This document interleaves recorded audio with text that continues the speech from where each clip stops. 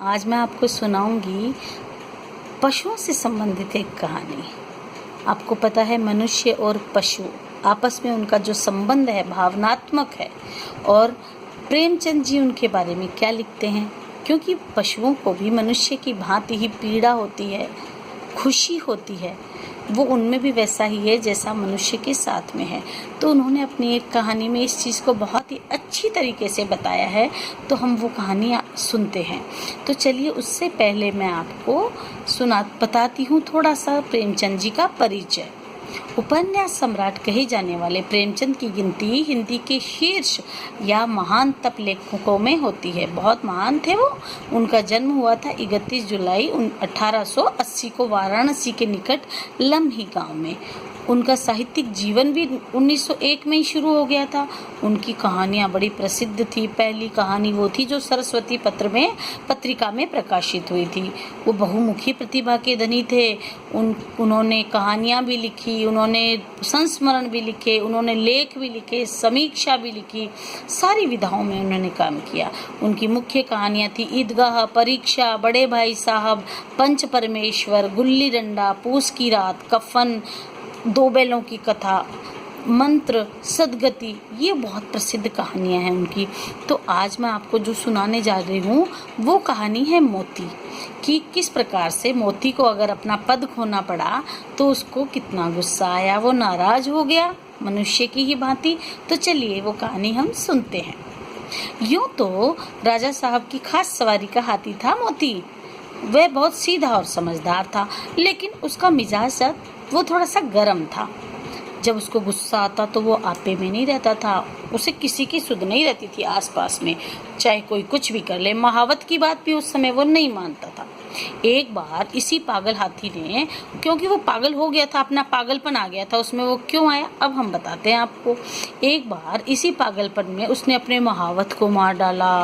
राजा साहब ने ये खबर सुनी तो उन्होंने तुरंत उसको निकाल दिया। उनको बहुत गुस्सा आया। मोती की पदवी छिन गई। उसे राजा साहब की खास सवारी से निकाल दिया गया। अब उसे कुलियों की तरह काम करना पड़ता। सारा दिन पत्थर लाता, शाम को पीपल के नीचे मोटी मोटी रस्सियों से, जंजीरों से उसको बांध दिया जाता। अब उसके सामने सूखी टहनियाँ डाल दी जाती, अगर खानी है तो खाए, नहीं खानी है तो नहीं खाए, क्योंकि वो भाई शरारतें करने लग गया था। अपने महावत को भी मार दिया था, फिर तो उसको ऐसा ही करना था उसके साथ। लेकिन क्या हुआ फिर, जब वो अपनी दशा को देखा तो पहली दशा उसके बाद दिमाग में याद आने लगी। तो उसको लगा अरे मैं तो चंचल था, क्या था, अब क्या से मैं क्या हो गया।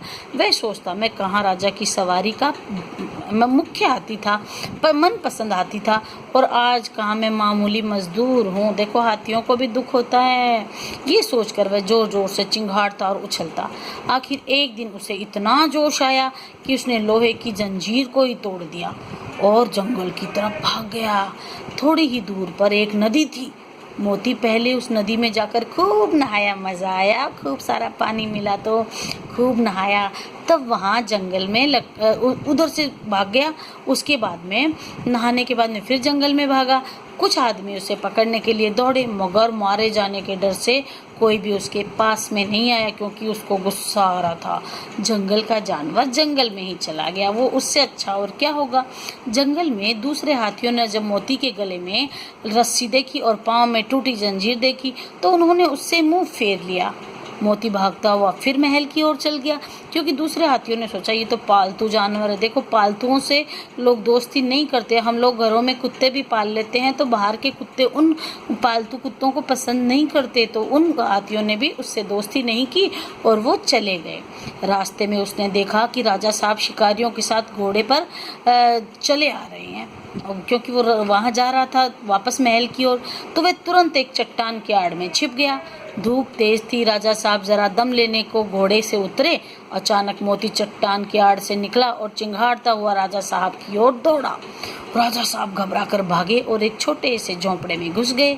मोती भी पीछे पीछे वहां जा पहुंचा। उसने राजा साहब को अंदर घुसते हुए देख लिया था। उसने भीतर राजा साहब का के मारे, वो राजा साहब तो बहुत परेशान थे, डर के मारे उनका बुरा हाल हो गया था। उसने क्या किया, छप्पर को अपनी सूंड से गिरा दिया और रौंद दिया अपने पैरों के नीचे। अब जान बचाने की कोई आशा नहीं थी। इसी तरह राजा साहब छिपे हुए तो थे, किसी तरह वो उन्होंने जान पर खेला और वो पीछे दीवार पर चढ़ गए और दूसरी तरफ भाग निकले।